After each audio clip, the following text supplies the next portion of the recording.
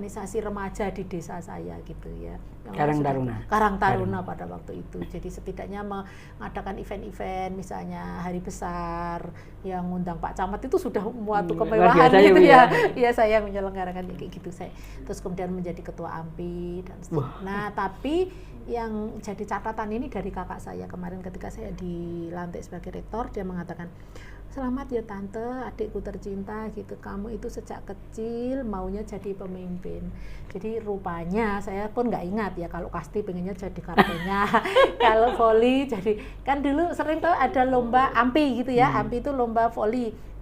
Sambi itu saya mesti dari Gelindang kan di Sambi ora tahu menang ya teman saya itu.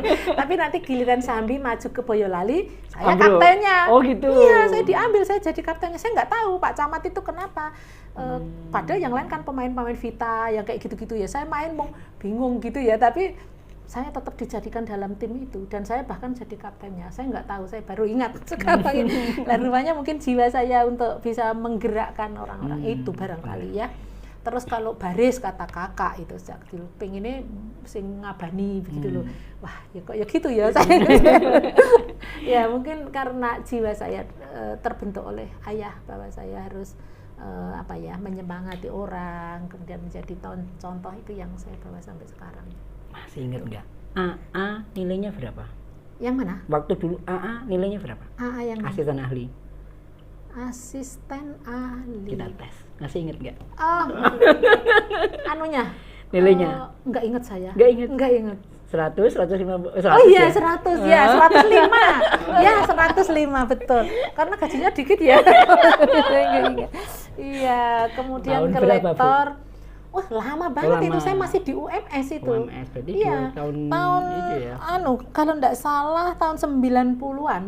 Iya, tahun lektor. 89. Lektor itu saya sudah di sini. Oh, jadi di sini. Ya, karena jadi saya, di Unwina enggak ada. Saya enggak ngurus. Enggak sempat saya karena begitu masuk kan saya sudah repot masuk kuliah ya. Saya baru setahun terus saya mencoba mengambil S3 itu karena saya pikir kan dosen itu penting banget ya S3 kalau S2 kok kita kaca emosi di ilmu nih gitu. Ya, ketika di sini pun lektor, ya? Saya juga kelemahan saya adalah tidak pernah menghitung duit saya. Satu. Kemudian yang kedua, maksudnya nggak pernah ngitung duit gimana? Iya, jadi kalau saya dapat uang itu ya udah taruh. Itu saya nggak sekali ditanya duit saya berapa nggak tahu gitu. Tapi pokoknya cukup lah. Kalau cukup saya nggak usah khawatir gitu. Nggak pernah menghitung-hitung harta saya. Kemudian kalau ditanya gaji saya berapa aku nggak tahu. Sungguh aku nggak tahu. Sampai sekarang tanya juga nggak tahu. Tanya sama semua orang di Univet kalau saya terima amplop apa pernah buka, nggak pernah. Kalau orang kan mesti dihitung lagi. Lah itu saya nggak tahu. Makanya waktu tes properti, fit and property, saya yang nguji Prof Jamal, saya dimarahi sama Prof Jamal. Berapa anggaran Univet? Saya nggak tahu. Saya bilang gitu. Lah saya memang nggak tahu. Ya, yang nguji saya. Jadi pertanyaan semua pasal-pasal tentang IKU lancar terjawab. Tapi ketika sekarang ngomongkan anggaran, berapa anggaran Univet? Saya nggak tahu, Prof. Mana mungkin mau jadi rektor nggak tahu anggarannya? Ya mungkin saja saya bilang begitu. Yang saya tahu pokoknya saya mikirnya gini loh. Saya sebagai pimpinan, ini melompat ya sedikit tapi ini penting. Sebagai pimpinan saya harus bisa ngawal bagaimana penggunaan anggaran ini benar gitu. Yang saya tahu Prof, duit masuk itu dari mahasiswa utamanya. Nah, terus yang 70% itu boleh dipakai untuk operasional, yang 30% itu disimpan untuk pengembangan, disimpan di yayasan. Saya harus ngawal yang 70% itu digunakan sebagaimana yang seharusnya dan tertib dengan dilaporkan dengan baik gitu loh. Itu saja yang saya tahu. Lah mengenai jumlahnya berapa ya tergantung mahasiswanya saat ini berapa, garek dipengke saya gitu. Nah, itu ternyata tidak boleh, harus tahu nominalnya. Nah, itu kelemahan saya, memang saya tidak pernah hitung-hitung. Untungnya nanti kan ada WR2 ya, yang mereka akan menghitung-hitung. Saya posing, nggak mau saya ngomongin, pokoknya duit itu wah alam bisa pokoknya cukup gitu. Nek ra cukup lah ini terus golek neh ning ndi kan begitu. Itu saja, saya tidak pernah mikir duit. Lektor kepala itu ada jeda berapa lama? Lama banget, tahun 90-an, terus lektor kepala itu kan baru tahun berapa ya, 2010 kalau tidak salah ya. Berapa nilainya? 705. Berarti cuma kurang dikit? Iya, kurang sedikit memang. Saya kurang sedikit. Berarti? Tapi ya itu, kelemahan saya kan tadi nggak pernah hitung duit. Yang kedua, saya nggak ngurus tentang diri saya. Itu. Ngurus yang mana nih? Ya, pangkat, jabatan itu kan harus diurus. Saya nggak pernah mikir itu, benar. karena saya mengejar waktu itu saya direktur pasar, bagaimana pasar itu bisa berdiri dengan baik, mahasiswanya banyak dan seterusnya. Nggak, saya pikir ternyata itu juga penting untuk Univet. Iya, baru sadar. Nah, ya baru sadar setelah lektor kepala, karena menuju profesor harus ke lektor kepala. Dulu itu sebenarnya saya mau melompat dari lektor ke profesor. Nilainya cukup. Nah, bareng dengan suami saya gitu ya. Bahkan reviewernya itu ketika melantik suami saya mengatakan, "Loh, kok Bu Farida belum profesor, kok suaminya sudah, kan nilainya banyak Bu Farida." Iya memang. Nah, karena saya terus kok saya poseng amat, karena di sini butuh saya lebih saya taruh, enggak jadi saya naikkan karena perlu administrasi itu kan memusingkan saya ngurus Univet, suami saya profesor, saya belum. Ternyata setelah itu ganti peraturan yang syaratnya macam-macam, yang sekarang kan profesor harus pakai Scopus, dulu enggak pakai Scopus, sekarang harus menguji S3, harus ini kan macam-macam. Nah, setelah itu ya sudahlah, kalau gitu saya tak lektor kepala dulu gitu. Karena itu terus saya ke lektor kepala gitu, ke lektor kepalanya. Terus untuk ke profesor kan harus nunggu 2 tahun. Nah, ketika lektor kepala itu nilai saya 705 itu kan sudah bisa 4C.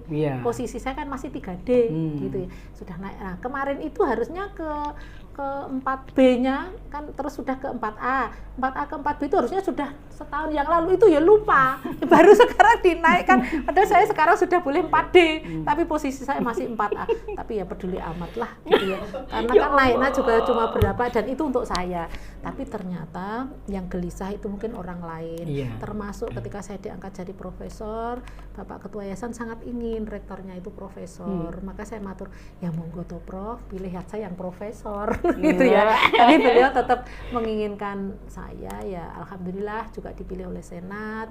Di Yayasan juga luar biasa, di mufakat ya, baru kali ini ya diangkat mufakat, secara mufakat ya alhamdulillah. Saya berdoa, ya Allah, mbok digembirakan ya yayasan kami itu, mbok digembirakanlah Univet ini dengan gelar saya yang guru besar itu. Kalau saya merasa jadi rektor ya nggak tambah apapun, jadi profesor ya biasa saja, saya nggak ada yang berubah kan, karena ini saya lihat sebagai amanah, hanya tanggung jawab saya semakin banyak, waktu saya semakin terkebiri untuk diri sendiri, itu aja. Tapi ternyata itu penting kan bagi orang lain lah. Tiba-tiba setelah 1 minggu saya dilantik sebagai rektor, keluarlah SK saya guru besar. Kan per 1 Januari? Ya, ternyata itu per 1 Januari. Jadi sebetulnya saya jadi rektor itu sudah profesor harusnya. Maksud saya Ibu perso nggak itu? Ya, nggak tahu. Oh, loh. Saya nggak pernah menanyakan, saya juga nggak tahu, nggak pernah ngurus. Jadi Prof itu kemarin sudah ngurus semua? Iya, sudah saya naikkan Desember kan. Ternyata di sana disetujui. Iya, cuma gini loh, saya mengajukan profesor itu kok nggak kembali. Kalau yang lain kan kembali diperbaiki. Saya kok nggak pernah kembali.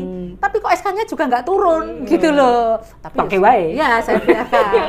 Saya biarkan, kemudian saya dilantik rektor itu, ya saya berdoa, ya Allah, kalau memang diterima Mbok Yandang turun supaya Univet ini juga punya kehormatan lah gitu. Tambahlah karena rektornya dulu profesor, kok malah sekarang enggak kan mundur gitu. Nah, rupanya selang 5 hari turunlah SK saya dan bunyinya Januari. Ternyata begitu ya. Iya. Publik mungkin sempat bertanya-tanya. Ini ketua sing ke LKG guru besar kan udah lama.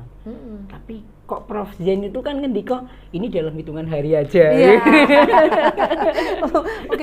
Jadi kan sebetulnya tanggal 24 Agustus saya ditelepon dari LL Dikti, dikatakan Ibu siap-siap nanti akan segera dipanggil ke LL Dikti untuk penyerahan SK Prof Heri gitu ya, tanggal 24 Agustus. Saya langsung forward ke Prof Heri, Prof siap-siap kita akan dipanggil. Tapi saya tunggu-tunggu kok ya nggak dipanggil-panggil. Ya sudah, saya tanyakan, lalu saya sudah rapat di sini, rapat pimpinan, gini aja lah kita membentuk tim, membentuk panitia untuk pengukuhan Prof Heri, karena kan sudah ada keluar nih, SK-nya sudah keluar meskipun belum diterimakan, supaya nanti kalau ada dari LL Dikti kita siap gitu. Terus gimana? Terus besoknya kita rapat RKPU, mau saya sampaikan kepada RKPU itu.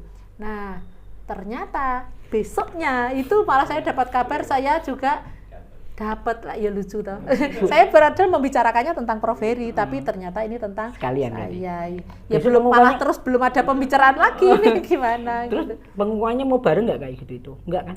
Kan bukan saya ya, nanti saya sampaikan kepada tim bagaimana baiknya, karena nanti kan sudah ada yang menangani itu. Paling saya sampaikan ke rapat pimpinan lagi, loh ini ternyata SK saya turun, ini bagaimana, kan begitu. Nanti maunya bagaimana, saya kan pimpinan itu kan melayani saja, maunya seperti apa. Hal-hal yang seperti itu bagi saya tidak terlalu penting ya. Yang penting adalah yang berkaitan dengan masalah-masalah yang menyumbat, misalnya ini kan saya minta hadiah tuh sama Prof Yen, saya jadi rektor nanti dikasih hadiah ya Prof ya, gitu ya. Saya kan mau jadi PJ itu kan karena apa ya, menjalankan tugas ya, merayu saya untuk jadi PJ itu kan nggak mudah tuh. Pada akhirnya kan saya dibenturkan pada pilihan harus menerima itu gitu.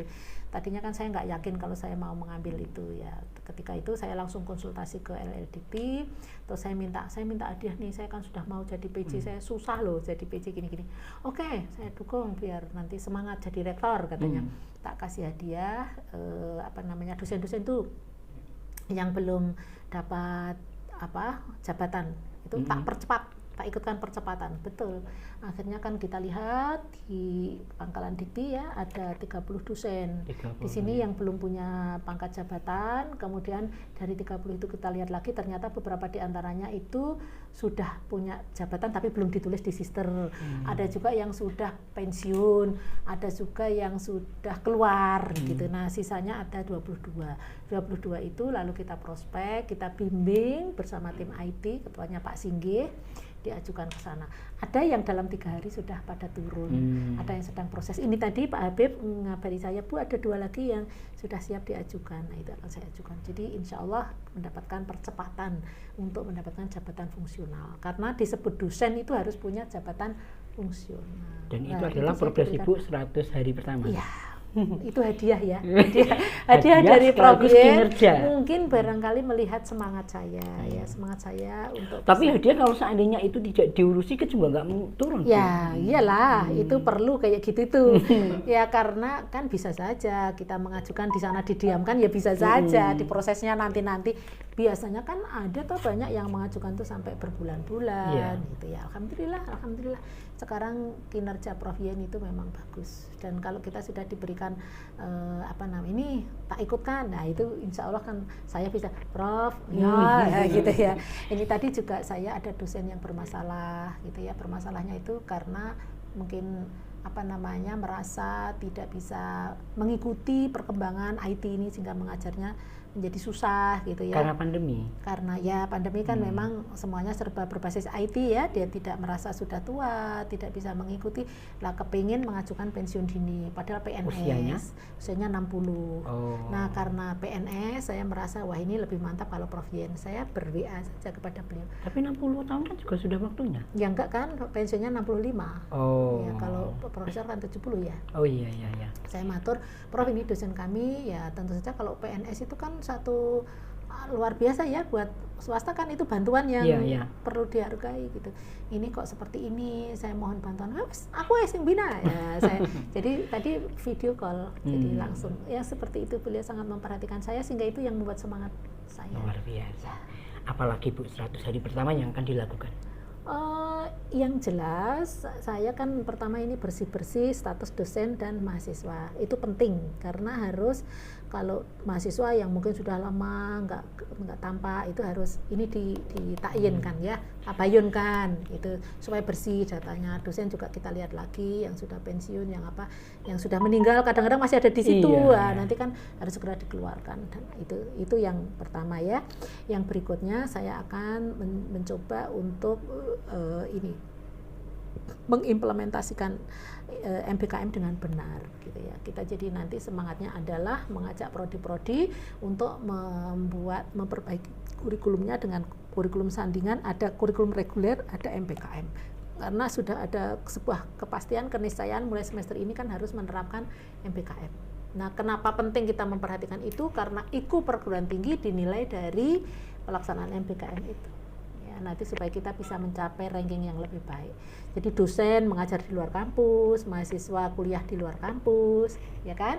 Praktisi ngajar di dalam kampus, yang seperti itu. Itu yang akan kita upayakan pada semester ini. Bu, kemarin itu kan ada Bu Rina datang pada saat itu sahabat saya sahabat. Ya, sahabat saya, teman saya kuliah S3 dan menjadi sahabat seperti saudara. Saya menemani beliau sejak menjadi bupati maupun ketika mendapatkan masalah ya, tetap menjadi saudara saya. Iya. Ada kemungkinan ngajar di sini?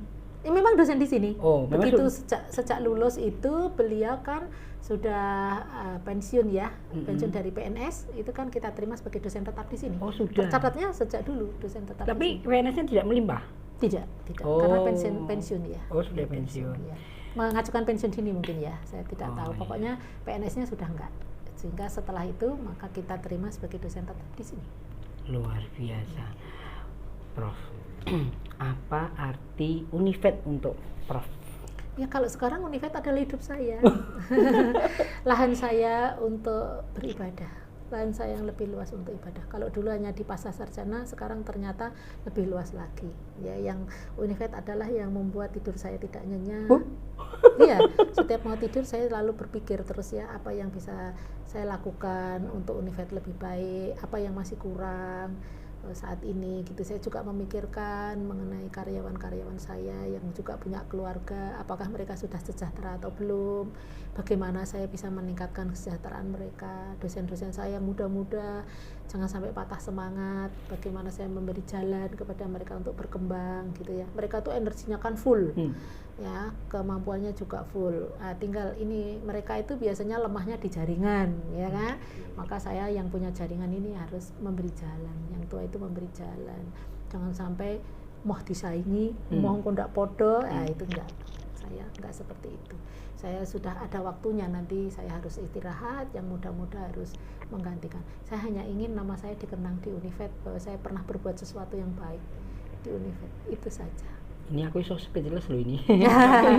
Supaya nanti apa ya, menurut saya doa, dukungan dari banyak orang itu merupakan satu kesaksian ya, yang insya Allah Allah akan mendengar gitu loh. Ya, itu harapan saya itu. Yang nanti akan menolong jalan saya ketika pasti saya harus mempertanggungjawabkan ini semua ke hadapan Allah. Itu yang saya takutkan toh. Maka saya tidak boleh pura-pura baik gitu kan. Banyak orang yang tiba-tiba baik ketika mau pemilihan rektor ya kan. Saya insya Allah tidak akan berubah. Kalau Anda menjadi saksi saya, mungkin sejak dulu sudah mengenal saya, dari dulu sampai sekarang ya saya tetap seperti ini. Hanya maknanya bahwa saya mendapatkan ujian yang lebih besar, ya kan? Tetapi saya juga punya peluang yang lebih besar untuk berbuat kebaikan. Jadi lahannya saja yang makin luas. Kalau wungu jam berapa? Guyune iki ora penak banget iki. Iya.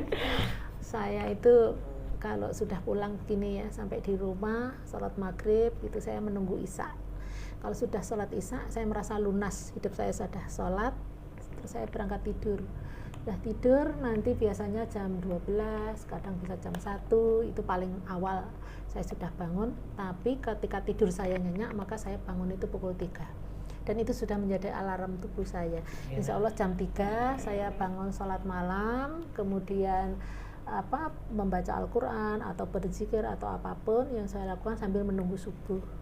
Ketika belum pandemi, saya subuh itu yang saya satu-satunya waktu sholat berjamaah di masjid itu ya subuh itu. Tapi setelah pandemi ini saya tidak pernah juga waktu agak surut saya ke masjid. Tapi berikutnya ternyata di situ jadi klaster. Ada ya. Terus habis ini sampai sekarang saya nggak berani ke masjid, saya sholat di rumah. Kalau sudah subuh ya sudah, lanjutkan dengan urusi rumah. Saya punya pohon-pohon yang perlu saya sambangi, saya ajak bicara, saya ajak cerita, saya sentuh satu-satu, saya siram. Kemudian saya akhir-akhir ini saya mendapat berkah yang luar biasa. Saya kan memelihara ayam serama yang sombong itu loh. Saya beli 2 kecil-kecil, laki perempuan gitu. Tiba-tiba 3 bulan umurnya sudah bertelur. Saya kasihan masih kecil, kenapa bertelur? Ya.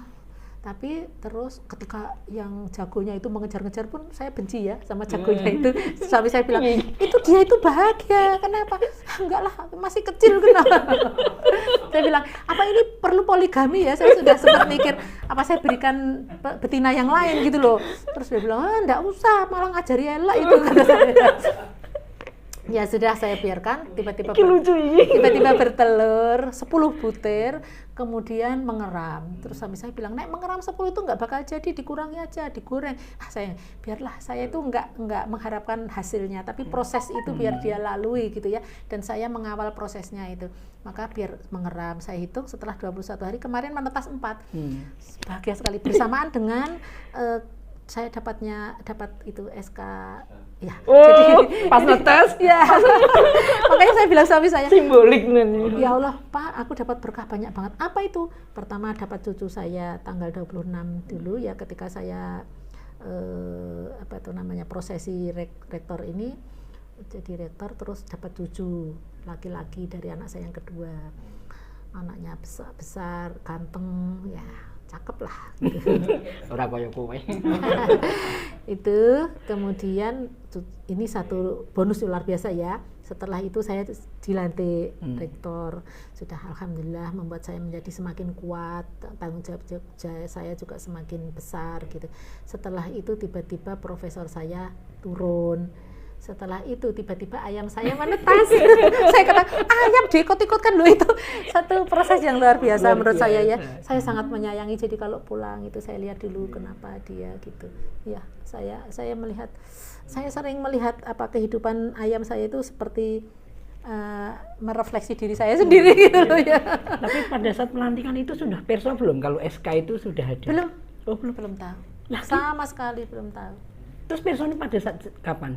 Ya ketika ya tadi yang hari saya membicarakan tentang pengukuhan Prof Heri, besoknya kan saya diundang ke hotel Indah Palace, itu evaluasi PMB.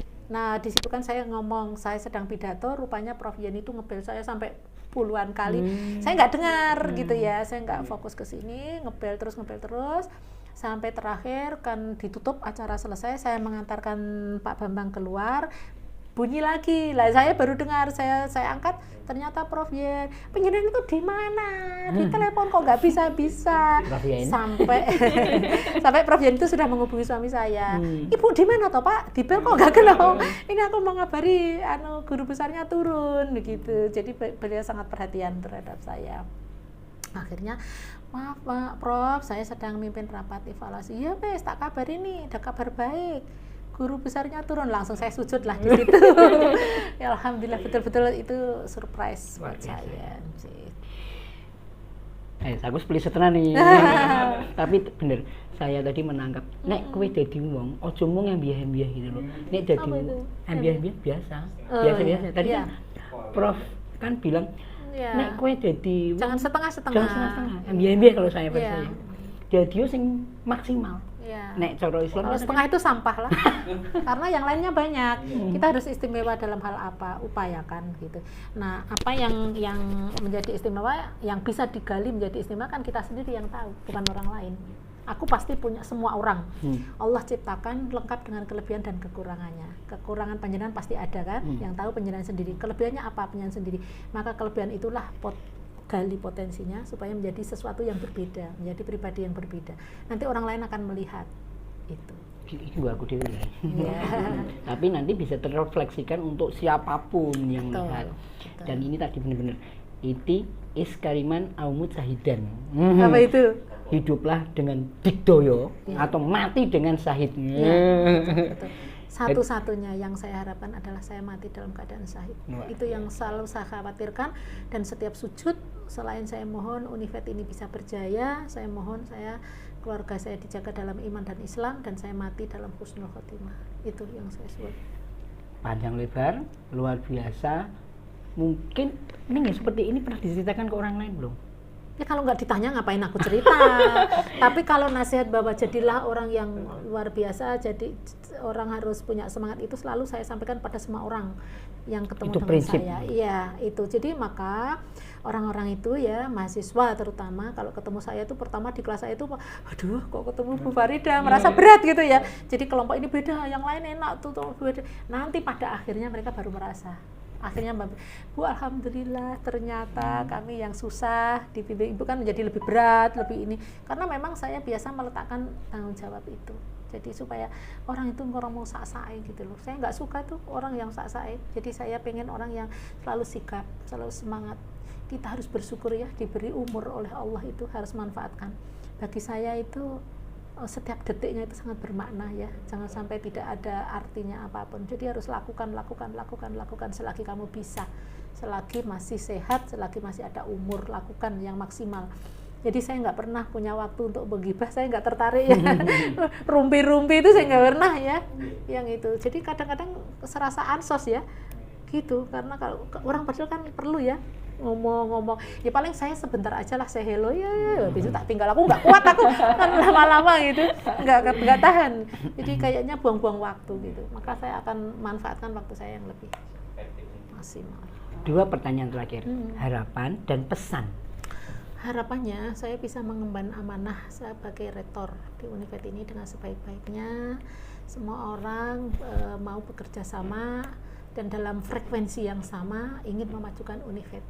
Itu harapan saya, sehingga saya bisa sukses mencukupi apa yang menjadi harapan dari semua orang. Dan itu kalau memang bisa tercapai, itu sebagai kebanggaan saya yang akan saya persembahkan kepada semua orang, dan saya sampaikan kepada Allah sebagai ibadah saya. Semoga diterima, karena betul-betul saya tidak ada motivasi lain selain motivasi saya sebagai ibadah. Saya sudah sampai di dalam kehidupan saya itu sampai pada titik di mana saya mendapatkan semuanya melebihi apa yang saya minta dari Allah Subhanahu wa taala. Sehingga tidak ada lagi yang pantas untuk saya dustakan nikmat Allah kepada saya. Ini waktunya saya berbuat sesuatu dan berbagi kepada sesama. Apapun yang saya miliki yang kira-kira bermanfaat bagi orang lain. Pesannya apa? Untuk semuanya. Pesannya semuanya bahwa Univet ini bisa. Univet pasti bisa. Selagi kita bersama-sama, kita bersemangat bersama-sama, berada dalam doa yang sama dan selalu berupaya, insya Allah kita bisa mencapai harapan. Luar biasa. Teman-teman sekalian, saya ketemu orang yang luar biasa. Terus Bu, kita tuh kalau podcast sama orang Bu, kita mendapatkan sesuatu yang berbeda-berbeda. Nah, insya Allah yang seperti ini agar bisa memotivasi orang lain, sehingga besok kita ketemu di surga bareng-bareng Bu. Amin, amin ya Rabbal Alamin. Semoga ya, insya Allah. Semoga bernilai ibadah. Amin. Kalau ada kebaikan yang saya ucapkan dari saya, ya Alhamdulillah. Ya kalau ada yang salah saya mohon dimaafkan. Itu pasti datang dari diri pribadi saya. Kalau ada kebenaran pasti datangnya dari Allah Subhanahu Wa Taala. Semoga bermanfaat. Assalamualaikum warahmatullahi wabarakatuh. Waalaikumsalam warahmatullahi wabarakatuh. Sampai ketemu lagi. Semangat.